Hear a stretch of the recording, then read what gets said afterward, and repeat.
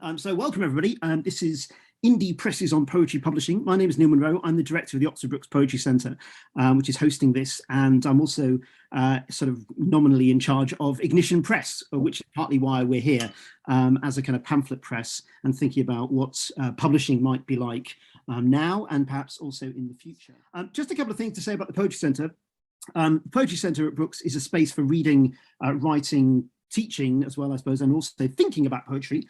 We encourage lots of research into poetry. We have many people doing research of all kinds, from basically from Shakespeare through to the present day at the university. We teach poetry at lots of different levels. We have from undergraduate through to PhD. We run an international poetry competition, some of you may know about, which is going to be launched at the end of May of this year. We run workshops about poetry, and we have this award-winning poetry pamphlet press called Ignition Press. I'll put a bit of information in a minute in the chat about it, so you can find out more if you'd like to do so. It's a real pleasure and a privilege, though, to introduce our panellists, which is what I'm going to do in a second. Claire and I were really delighted when they all said that they would be keen to kind of come along and talk this evening. I think, you know, of all the people we could have managed to get this evening, this is a really fantastic selection of kind of poets and editors. I feel really lucky to be able to introduce them and bring them to you. People who are very important in UK poetry publishing, and also people I admire a great deal in terms of their work and their editing and their mentoring work and their publishing work. Amy Aker is a poet from London and the editor of Bad Betty Press. Her pamphlets, And They Are Covered in Gold Light, which was published by Bad Betty in 2019, and Where We're Going, We Don't Need Roads, great title, Flipped Eye, published by Flipped Eye in 2015, were each chosen as Poetry Book Society pamphlet choices, and her poem, Every Girl Knows, won the 2019 Verve Poetry Prize. She's written for BBC Radio 4, and she featured on the Last Dinosaur track, In the Belly of a Whale.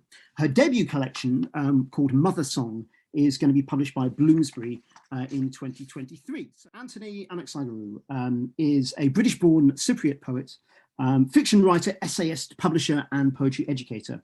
His poetry has been published in magazines and journals such as Poetry, Poetry Review, Poetry London, New Statesman, and Granta, and has appeared on numerous TV channels and media outlets. His second collection, which is called After the Formalities, which again, I'm sure many of you will know that book, which was published by Penned in the Margins in 2019, was a Poetry Book Society recommendation and shortlisted for the 2019 T.S. Eliot Prize. Along with the 2021 Ledbury Month Poetry Prize for Second Collections, it was a Telegraph and Guardian Poetry Book of the Year. He's also published a book called How to Write It, published by Murky Books in 2020. It's a practical guide fused with tips and memoir about poetry, fiction, and the publishing industry. He was awarded the 2019 H100 Award for Writing and Publishing and the 2015 Groucho Maverick Award for his poetry and fiction.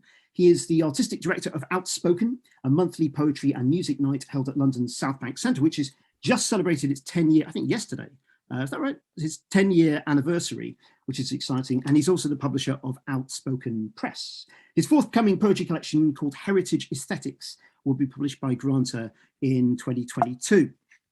And finally, Jane Kemain. Jane's first full-length collection, Assembly Lines, published by Blood Axe in 2018, was shortlisted for the 2019 Michael Murphy Memorial Prize for a distinctive first book of poetry. Her poetry is featured in anthologies, including the Best British Poetry 2011 and Staying Human, which is edited by Neil Astley 2020, as well as she's published in The Guardian, The North, Poetry Birmingham Literary Journal, and Butcher's Dog. She's editor at Nine Arches Press, co-editor of Under the Radar magazine, and is co-author with Joe Bell of How to Be a Poet, creative writing handbook and blog series. She is a Writing West Midlands Room 204 writer, and in 2017 she was awarded a Jerwood Compton Poetry Fellowship. So welcome to all of you and the audience, welcome to our panel. And this evening we're going to talk a bit about some of the kind of pressing, creative and practical issues in independent poetry publishing, topics like, and we may or may not get to all of these, how presses go about selecting poets, editorial policy, funding models, markets and sales, how we enable people from a broader range of backgrounds to get involved in publishing, and also the panelists' views on the future of small-scale poetry publishing, or big-scale poetry publishing, if there is such a thing. So this is an event in a festival about creative industries, so we're going to explore, I guess, some of the mechanics and day-to-day realities of what it's like to be an independent publisher. But before we get to the kind of nitty-gritty bit, I wonder if I might begin with a general question for all the panelists. Nine Arches began in 2008. Outspoken Press started in 2015, and Bad Betty started in 2017, which is actually the same year that our Ignition Press started, although we didn't publish stuff until 2018. So I wonder if each of our panelists might outline in just a couple of minutes why they decided to set up the press and what they think maybe the biggest change in poetry publishing has been since they set it up. So let's maybe go in order of establishment. Jane, could you go first, then Anthony, and then Amy, and I might chip in a bit later. Jane, over to you. Thank you very much. Thanks, Noel, and hello everybody. It's lovely to be with you all tonight. So Nine Arches started in 2008. Partly I've been a bit bitten by the publishing bug quite early on. I've been did a student anthology, and I think it just kind of, the joy of opening a fresh box of books never quite leaves you. I was working in museums for about 6 years, and in between that time doing a little bit of volunteering work for other small presses in the region, and then a little bit more formally then ended up doing a small amount of marketing work for those presses as well, as sort of in between everything else. I really didn't want to, part of me didn't want to leave poetry behind. I'm first and foremost, I'm a poet and a writer, but I was very conscious of not wanting to leave that world. And then secondly, in the West Midlands at that point in time, it was a period of flux. There was a sense that there weren't many platforms for writers to get published. So if you were starting out as a fledgling writer, where did you take your work? We didn't really have the same kind of digital lives that we have now. So very much that the printed page and that the access to being published seemed very distant and very far away from where I was and from the writers that I knew in the region. There was a magazine as well called Raw Edge, set up by the brilliant late Dave Reeves from the Black Country, and his magazine went into lots of libraries and community spaces and took new writers out to those audiences and made publication seem both viable and possible for lots of people. When that didn't get funded and when it closed down, it felt like there was just this gap. So Under the Radar was the first thing that came about as part of Nine Arches, followed by the pamphlets and then the books.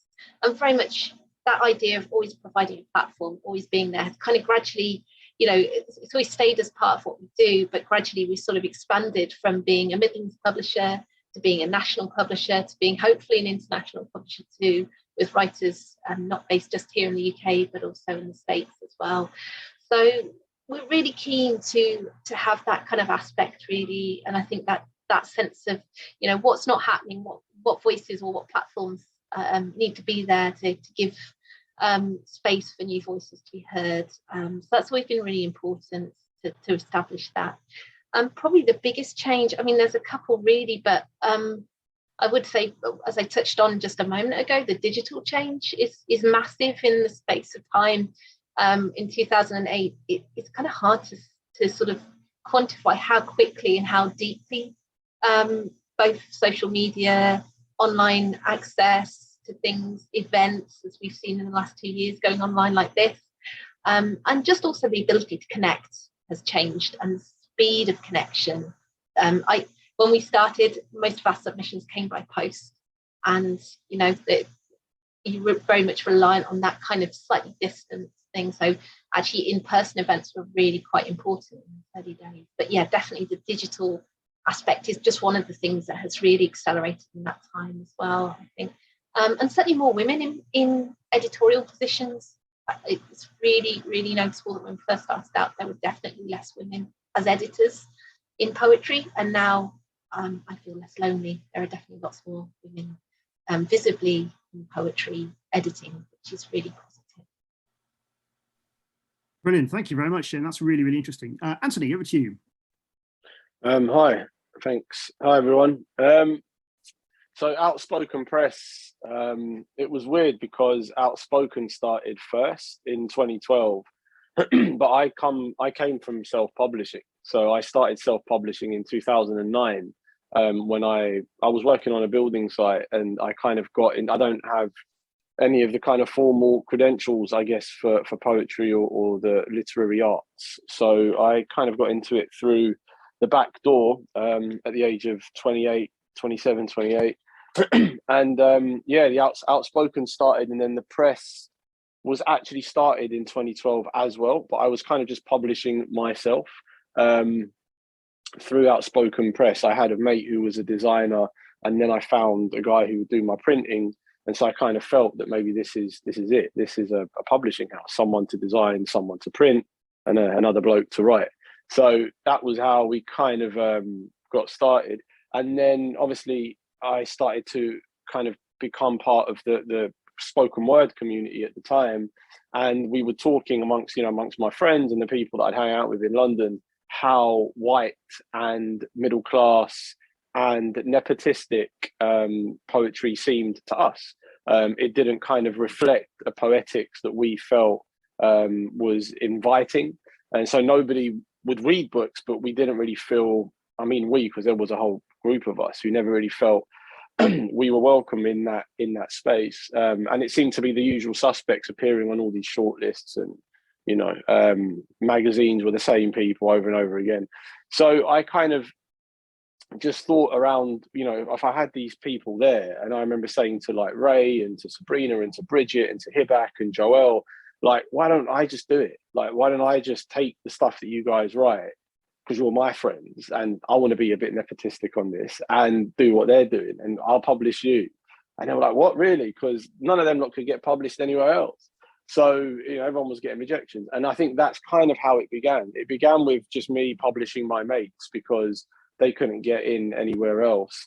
And then obviously Outspoken starting as a little community, and then slowly growing. So that's really how it began. And by 2015, I was publishing, we were putting out submissions, and it was now a bigger project.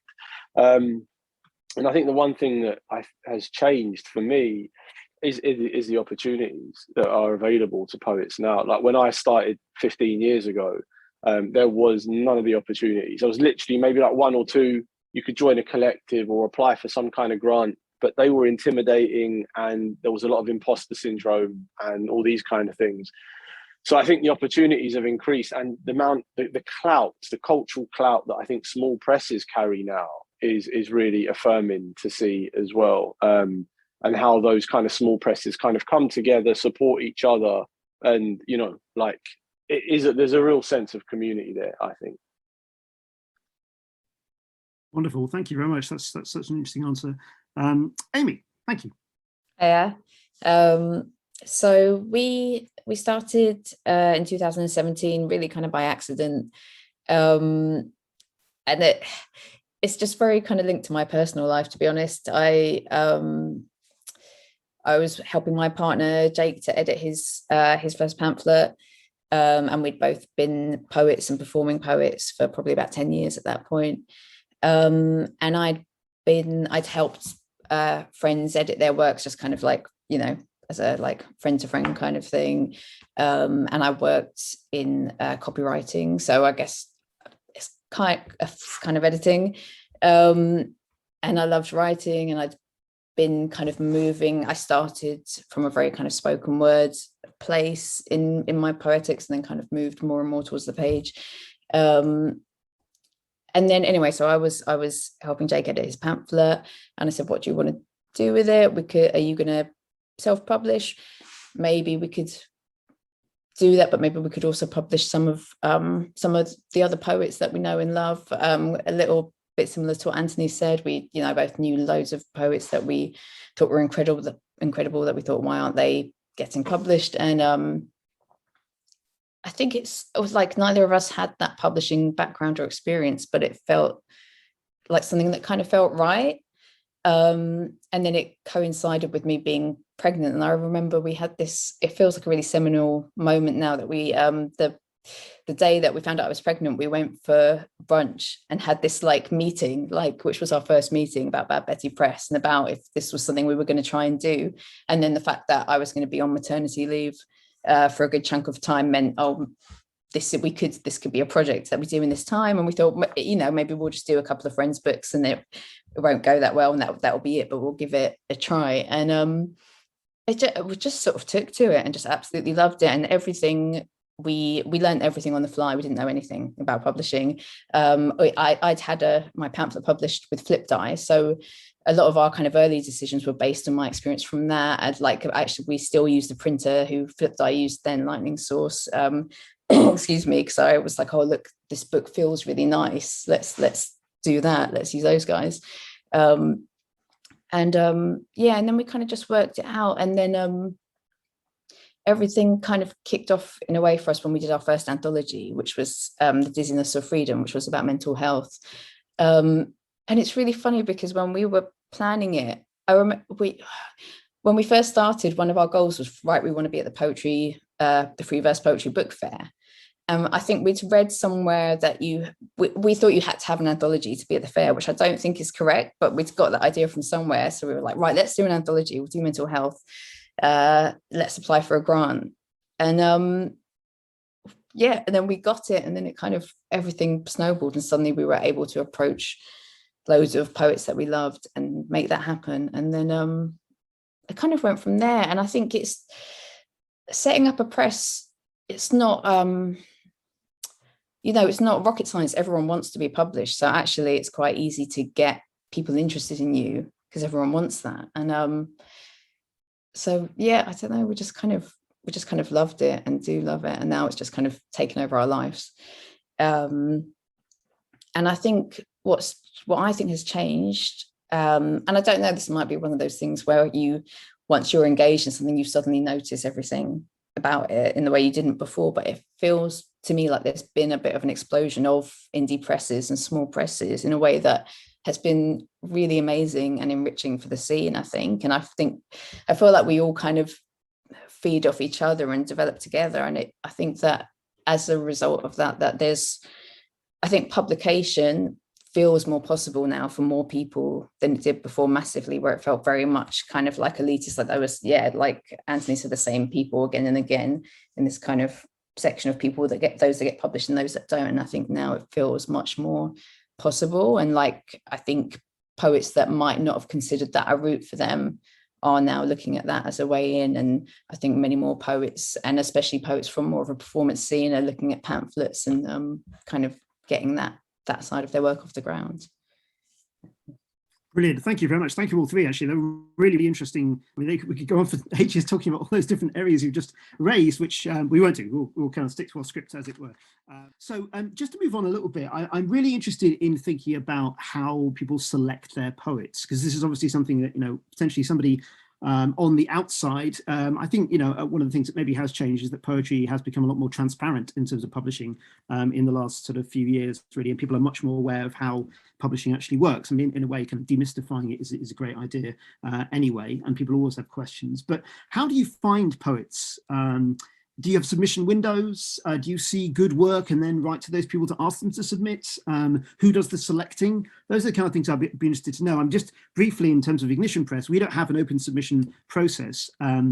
This is something we've kind of picked up on from our managing editor, a guy called Les Robinson, who still runs a very successful press called Tall Lighthouse. It's been going for a long time.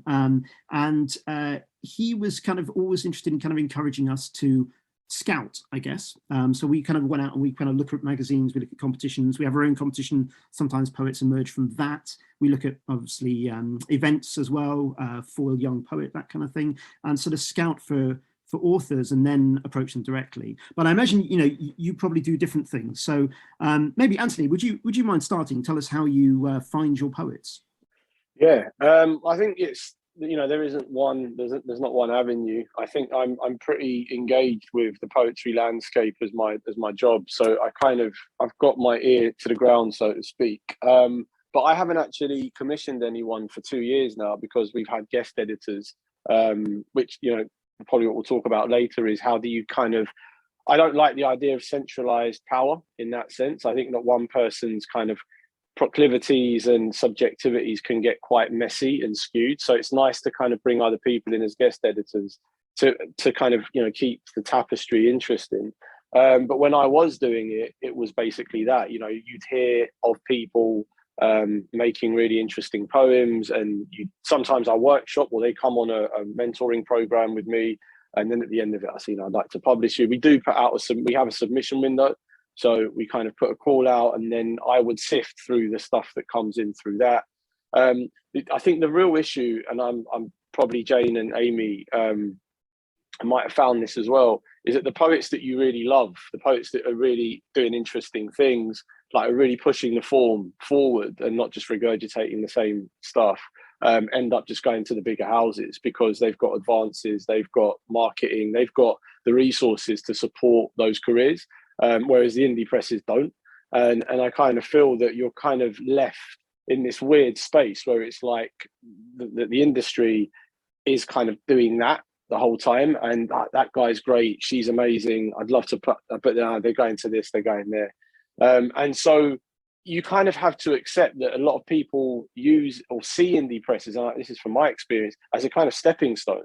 And I think you kind of have to accept that in regards to resources and what you can do, if you're a small team, I mean, there's 3 of us that work on Outspoken Press, and if you're a small team, there's only so much you can do, so it makes sense for people to want to go to bigger presses. But the selection process is exactly that. Sometimes you win, sometimes you don't, but it's trying to kind of keep your ear to the ground and be aware of the movers and shakers as and when they're happening. And I think not fixate on young, quote unquote, emerging poets as well, which is another weird fetishization that we have, that it has to be young, under 25, and if you're over 25, you know, who cares? And so, yeah, I think it's that I try to be mindful of. Wonderful, thank you very much. Jane. Sorry, just unmute myself. Yeah, I think very much we have a bit of a mixed policy really in terms of how people can send us work, because I like the idea of always having an open door, so that no matter what happens, whoever you are as a writer, you can always submit to us. So we have 2 open submission windows twice a year. The first one's coming up in April, the next one's coming up in October. The only thing I really advise is that, you know, people submit to Under the Radar first, because it can be a good way of sort of testing out your work. It doesn't mean I will definitely want to see your manuscript, or even if I reject your work from Under the Radar, doesn't mean I won't want to see it. But I like to have that open door, because I think if you have that policy, what it allows you to do is it allows you to always be surprised. It allows you always to have those moments of happenstance, and it allows a sort of equality of access right across the board. So you don't, you know, if I've not been able to sort of hear of you or see you or come to your poetry event or know more about you or, you know, follow you, there's still an open door to you to send me your work. And I think that for me personally is really important.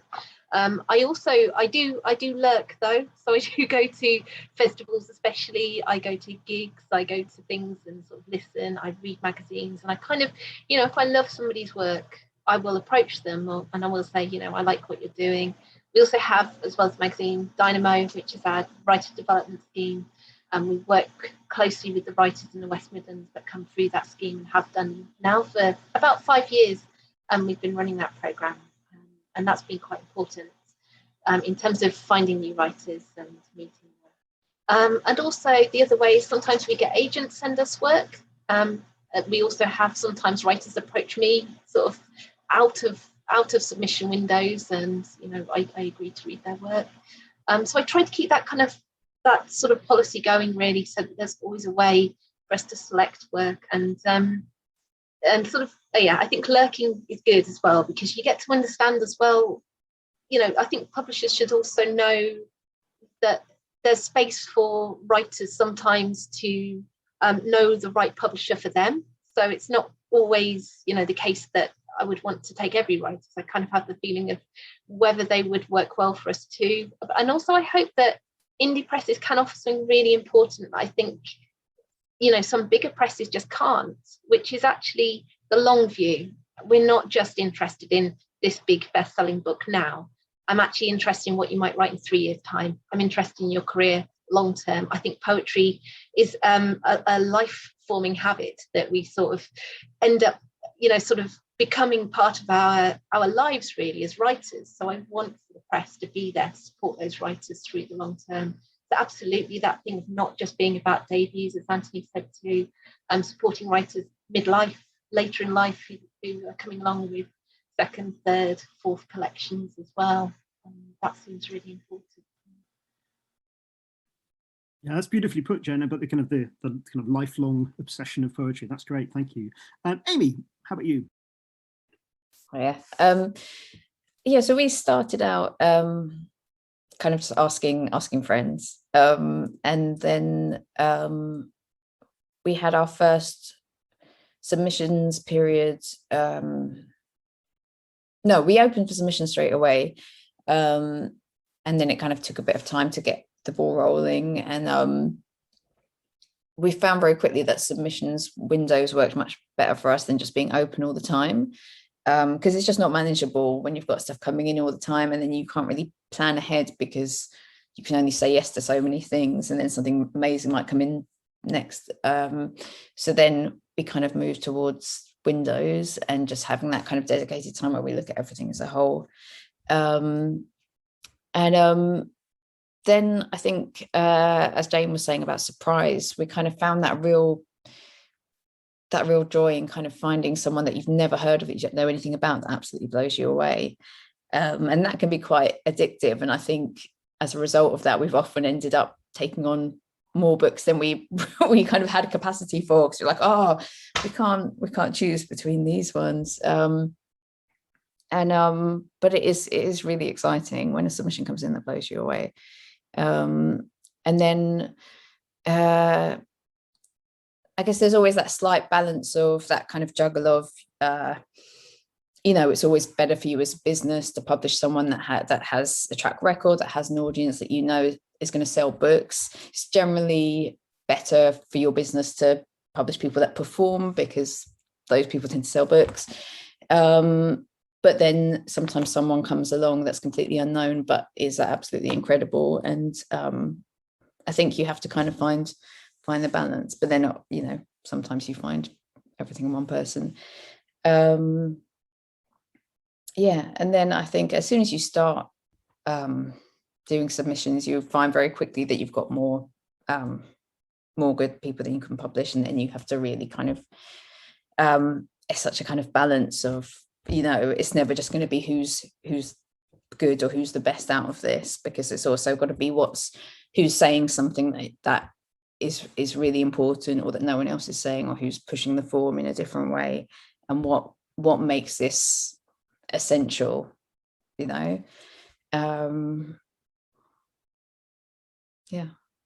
No, that's great. Yeah, that's interesting. Actually, both you and Esme have kind of talked about kind of pushing the form is as of something maybe that indie presses can do, which bigger presses might not be able to manage or want to. In terms of Bad Betty's submission, do you ask people to send the whole manuscript, or do they kind of send them a selection of poems? I just think from Ignition's point of view, when we ask people to submit things, we only get to start off with about 10 poems.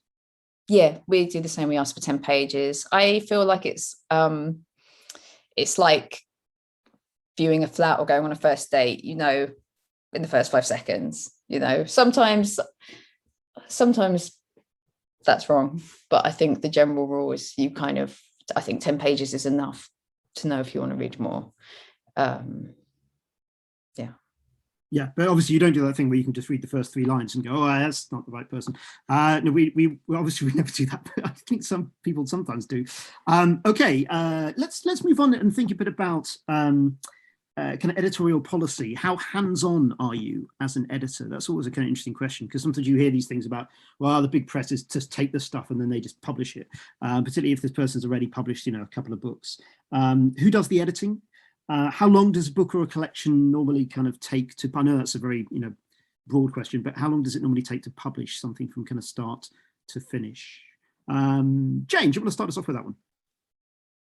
Yeah, I'm do all of the editing for Nine Arches, and one of the things that we started out feeling was really important as a press right from the early days was kind of building that editing, but also mentoring into that, the whole process. So typically I take between 16 to 18 months with most of the books.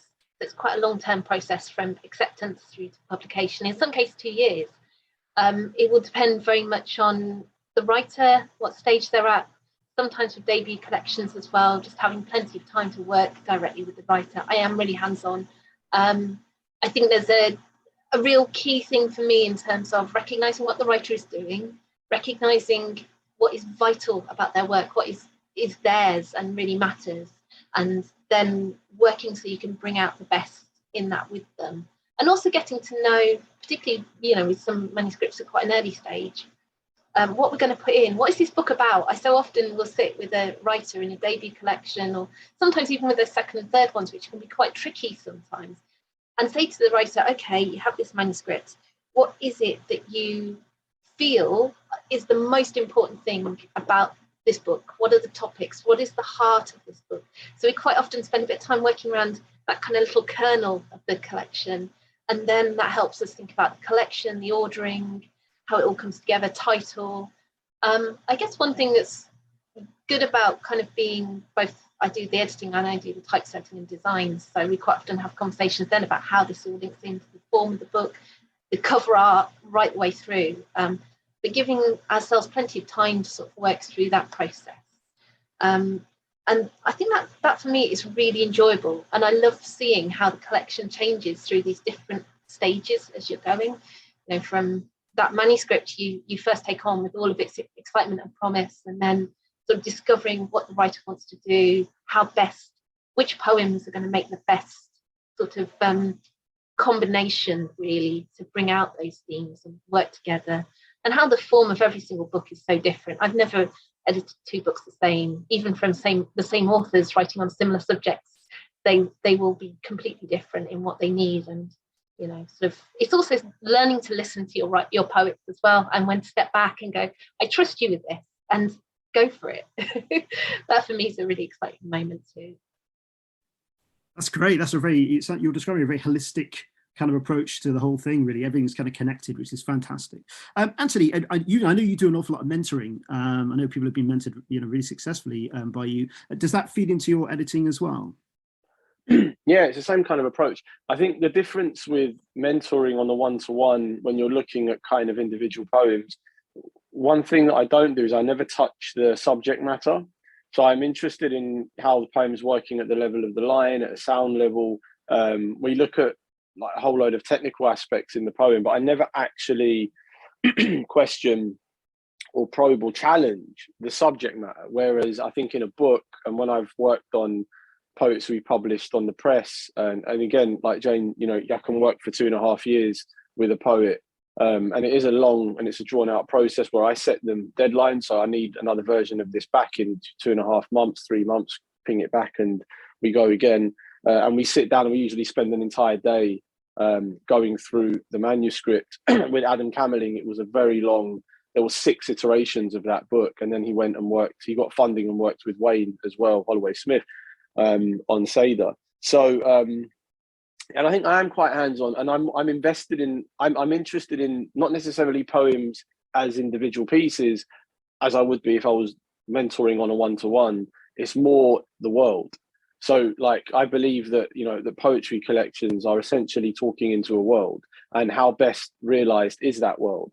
And it's trying to like work with the poet to get that world in a kind of, in high definition, and then create an arc, a kind of a story for that place where those poems are sitting. And I think once you establish the world and the world is real, like, there's a conviction there, then you can start looking at structure and things like that. And there are obviously certain poems that are going to be weaker or that don't belong to this world. And I think a lot of the things that I find, I'm very into shorter collections. And I know that, for instance, in America, that the collections are bigger. And what you find is you run the risk of repeating certain poems. Like, you've already said this, you said this here, and now this is a poem that's saying the same thing again. And so you try and you want to keep the collection moving forward the whole time. And if it gets stagnant at any point, those are the poems that you kind of take out. So I think it's that kind of forensic attention to detail that I'm really invested in. I like reading poetry in that kind of very intense forensic way anyway. So I think working with poets in that sense, really, for both of us, and like Jane was saying, it's trust. Like, you're working around systems of trust with each other. And there are moments where obviously you're the editor, but it's your book and you have the final say. If there's something, if they're really adamant that I want this to go like that, cool, like we'll roll with it. But ultimately, it's a collaboration, between two people. Yeah, that's brilliant. That's really interesting, because that's quite similar to our philosophy. I think that those two things you said about how long it should be or how short it should be. Actually, there are loads of books out there, aren't there, which are like 80, 90 pages, and you just think, I'm not quite sure why it's 80 or 90 pages. Yeah, it's like the theatre piece that goes on for 3 hours, but really it finished an hour and a half ago. It's that kind. Exactly. Or the film, which has like 3 different kind of endings. And you think, well, hang on, I've done it. Why tell us the same thing? You're absolutely right. Yeah. And I think that kind of idea about kind of keeping the collection moving forward is such a really important one, keeping its kind of momentum going. Thank you. Amy. Yeah, I really agree with everything that you both said. I do the majority of the editing, but this year we've just taken on two editors who are also poets we've published, Daniel Koenig, Boyega Odebanjo, and they've been editing some of our pamphlets, and it's been really nice to kind of share that with them and to kind of be slightly less hands-on with those books, but then seeing how they're coming together. Yeah, I'm very hands-on as an editor. I love the process. It's the reason I do this job. For me, it's kind of the best job in the world. And it's, when you start a small press, when you start any business, so much of your day is admin, is promotion, is all the kind of work around the work that you have to do to survive. But when I sit down with a poet and edit when we're looking at their work together, that's just absolute joy for me. It's the best thing. And I, like Jane, I do the typesetting as well, so I'm quite involved kind of throughout, so we can, we're looking at the book as a whole, we're looking at the line edits, but then we're also looking at the kind of how things are going to look on the page, and it's all kind of quite fluid in that way. And I think there is something very special and privileged about that when you're sitting down with a poet and discussing their work and really getting into the heart of it and what's behind it and what's the intention, and kind of delving into that. And I think I find those conversations very, very rewarding. Can you remind me exactly the question, because it was quite a way back and I'm not sure. I want to make sure. Yeah, sorry. It's in the chat as well, I think. But obviously, how hands-on are you? And you've definitely answered that one. How long does it normally take to publish a book or collection or pamphlet?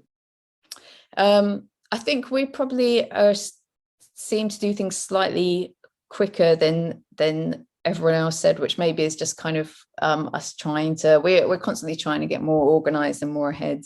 And we've always been a bit sort of fly by the seat of your pants, but pamphlets, I mean, it can be quite a long time between someone being accepted and the book going out, but often a part of that is kind of fallow time while we're working on earlier books, so it could be 18 months or 2 years, that period, but probably the time we'll be working on your book would be probably something like 6 to 8 months, but we have done pamphlets in less than that, and it totally depends on the poet as well and what stage they're at. And sometimes sometimes there's a lot of mentoring involved in that process, and sometimes there's none at all, and it is just kind of looking at commas and making sure the right things are kept in and left out. And yeah, great. Yeah, thank you very much. Can we turn to this question about, for want of a better term, diversifying editing and publishing, because I think it's an important one, and maybe that's something else that's become more apparent, at least in a very good way, in the last few years. And there have been some albeit slow progress in enabling people from broader range of backgrounds to get involved in editing and publishing poetry. And Jane, you were already talking about the number more women in publishing than there have been in the past. How do you think that progress could be accelerated? Is it through things like mentoring schemes? We already kind of mentioned that a little bit. Are there other ways in which that could increase? Because to be, and Anthony was talking about this earlier, but to be frank, it's still, and here is a white, middle class guy talking about this, but it's very kind of white middle class, isn't it? Still, in many respects, particularly in the kind of, I suppose, indies, but also kind of bigger publishing houses as well. Jane, what are your thoughts on that? Yeah, so I think from somebody, from a perspective, perhaps from somebody who lives in the regions, I think one of the issues that publishing, particularly not so much indie publishing, I think there's lots of indie publishers and small and medium-sized presses all across the country, but certainly in terms of the publishing industry itself, it's very London-based, and when I started out, it never even occurred to me that it was a thing that you could go and do an internship. I didn't even know you could do that. It just wasn't really it wouldn't have been an option for me anyway, and it's just not something that I was even aware of. That's how you got into the industry. I kind of got into it for a DIY sort of way, really, because I had so many friends that made fanzines and did stuff, published their own things on photocopiers, that became a way of sort of getting into publishing as well, doing it yourself. But I think definitely if we want to change what publishing looks like in terms of making it more diverse, having more people in publishing who are from different backgrounds, who are from low income backgrounds, who might be disabled, if we want to do that, we have to think about where publishing happens. It doesn't happen enough in the West Midlands. It doesn't happen enough in the North. And that's not to disrespect, also the difficulties of your small press in London, especially with the cost of living and everything else. I'm sure is a huge issue too. But I think more decentralising some of publishing, and not just in kind of token efforts for Penguin Random House to have a satellite office a couple of days a week somewhere, but genuinely to have investment in cultural infrastructure right through the country, but also for those roles not just to be about having a degree or being a certain age or being able to do a free internship. I think a greater approach to also opening up those roles to people through sort of not so much internships, but actually through jobs, creating jobs, and indie publishers can be a really good way to do that, because many of us are either, sort of just outside of London or outside of different regions. And if we had funding to employ more people, we definitely would. So I think that can definitely be a way, but targeting, definitely changing the demographic of what publishing looks like, and where you can afford to live, to be a publisher as well, because obviously that is a huge issue for people wanting to get into maybe the larger commercial parts of publishing in the southeast and in London. That's a huge challenge too. And also I think changing perhaps the psychology of publishing, and particularly around how we work, what the working hours look like in publishing, what we pay ourselves, and that has to change too. The idea that we're lucky to get a job in publishing, so we take very small wages, is particularly in mainstream publishing, is a huge issue. Changing how that works, I think. So it's kind of like a constant systemic change. Like, we've got lots of the arts that needs to take place, and we've got to keep pushing really to make sure that happens. That's fantastic. That's a wonderful list of things that should happen. Terrific. Thank you. Anthony, what are your thoughts on this question? Yeah, I mean, so I kind of come from it from a more from an outsider place, I think, and again, having to, working class immigrant background, having to work into a space that is predominantly white and middle class, and still is, as you say. But I don't think I have an axe to grind in the way that I did 10 years ago, and I think I feel better for that, to be honest. Because it's not healthy to carry that kind of weight. I think diversifying is more, for me, I don't really see it as a kind of tokenistic kind of window dressing, kind of, this cosmetic gesture that happens a lot of the time, particularly in bigger institutions. For me, it's about, again, collaboration and allowing guest editors to come in, or me working, like, for me, that's how I've been doing it. So I've, get different people to come in and take the space for a year, commission who they want, and run it independently. I'm not there. Obviously, I'll make sure everything happens, but I have no say in who they commission and how they solicit work. It's got nothing to do with me. So I let them have complete jurisdiction over that. That's my method of kind of diversifying, and again, making sure that power isn't kind of limited to one individual and their tastes. I think the other thing is to mention here is the ethics of publishing is, for me, something that I'm really invested in, and I think a lot about, and I get quite frustrated when I see publishers from all over the place having their list of like 55 people, and I'm like, that's so, you can't publish 55 people. Like, it's you're taking someone's work and you're going to say, I'm going to, and then nothing happens with that work, and then people get upset. So I kind of think there's a conversation within independent publishing that says quality control, and the idea that if you want to get into publishing, like someone wrote the question in there, my question is, why do you want to be a publisher? Is it because you want to be a self-fashioned gatekeeper, or you like the idea of I get to decide who's in and who's out, or you can't get published anywhere else, so I'm going to create a space where people that are disgruntled can get published, and then you make money off selling, printing their books and then buying the books off you. So it becomes vanity publishing. And so I kind of feel that this space is the one that I haven't quite fully worked out what's going on in there. And so when it comes to kind of diversifying and talking plainly and openly about the way that the ethics of publishing work, that's something that I think we don't know how to have that conversation yet without, upsetting someone or, that kind of thing. Yeah, that's great. Thank you. These are all really important things you're raising, both. Thank you very much indeed. Amy, what do you reckon? I think there are a lot of interesting positive things that are happening in this area, not just with publishers of books, but with magazines. I've noticed a lot of magazine publishers are, are kind of expanding their editorial, board or remit, and getting more people in and getting more guest editors in, and just kind of making space for like a wider range of voices and people of different ages and backgrounds. And I think that's in a lot of cases that's really kind of revolutionizing their output as well, but it's also saying to people this is a career path that's possible for you. I think one downside is I think in a lot of those cases I don't think those opportunities are paid, or they're not paid very much, and it would be great if they could be.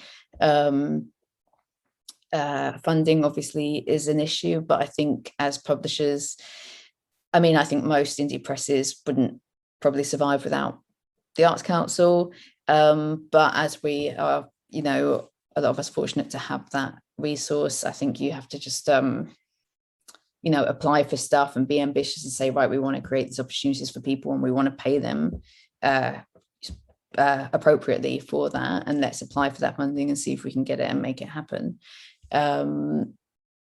Certainly for us, taking on guest editors is a nice thing to do, which helps a little bit, and it'll also just helps us and is massively beneficial for us. I don't know, I was having an interesting conversation with someone last night about Barbican Young Poets and about how they're changing their formula a bit. I should flag this was a conversation probably after a few drinks, so I might not record it completely faithfully, but basically changing the kind of structure a bit to give a bit more power to the participants, so that it's less kind of top down. These are the kind of emerging poets, and these are the people that are going to tell you how it's done, and giving people, handing over some of that power to say, right, you can run a session. How would you do that, and how would you facilitate your peers and their development? And I think doing that sort of thing in development schemes is a really great way to get people involved, not just as a poet, not just, but to kind of take on those roles and try those things out and see them as possible. Yeah, that's great, actually, isn't it? And to actually, you're kind of training yourself in different ways. It's like sort of transferable skills, and since you're kind of doing several things at once. Thank you. Those were all really, really terrific answers. I just want to pick up a couple of things.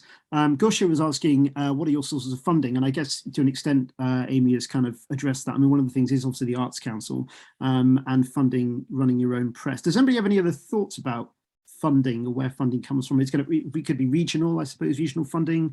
There is, as I say, Arts Council. Some of it might be a matter of kind of just getting it somehow started by yourself. Certainly in terms of the Ignition Press, that we don't get funded by the university. That came largely from the International Poetry Competition money, which we kind of put back into other projects, and one of them was starting the press up. Does anybody else have any thoughts about funding? I'm happy to chip in on that. We're really fortunate to be an Arts Council England MPO, which I'm hugely grateful for. It enables a lot of the work that we just wouldn't be able to do without. We've also got a model that every book we sell, we're not for profit, so everything goes back into what we do.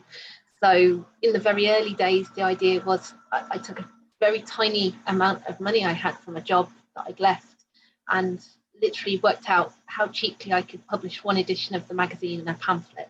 And the idea was, if I sold enough copies just to cover the printing cost and maybe a bit back, then next time I could put that back and print something else. And if you keep doing that enough times and keep putting just enough back. So I guess that indie model has never quite left me. I think it's still a really vital way of kind of keeping your both, you have to, obviously apply for, and it's really good that there is support for all of us as publishers to apply for things like the Arts Council. It's brilliant, it's really important. And then also having like a solid base as well in terms of the rest of your finances, so that there's also how every publication finances the next one. You're in this continual process of always keeping that as your aim. Hopefully for every book, there's another 2 books will come along in future if that one does really well. So but obviously you're doing additional work and paying people's wages and things as well. The funding is so essential to kind of support the outreach work, the events, the publicity, all the things you do for your authors and for your writers. So, yeah, that's a great point. I mean, of course, it doesn't, in a way, sort of cover up all the extra hours, right? Which are unbudgeted for, which you do on behalf, as you say, of your writers most often. Anybody else? Any thoughts on finance? We'll go on to the other question, which was which Anthony's already kind of addressed a little bit, which was Emma asked, what would your advice be for those of us who are thinking of starting a little press? Who are your favourite indie publishers at the moment, apart from obviously the people in this Zoom room? Anybody want to take that one? About what advice you might give to somebody who's interested in starting. Anthony's already said, think about why you actually want to do it.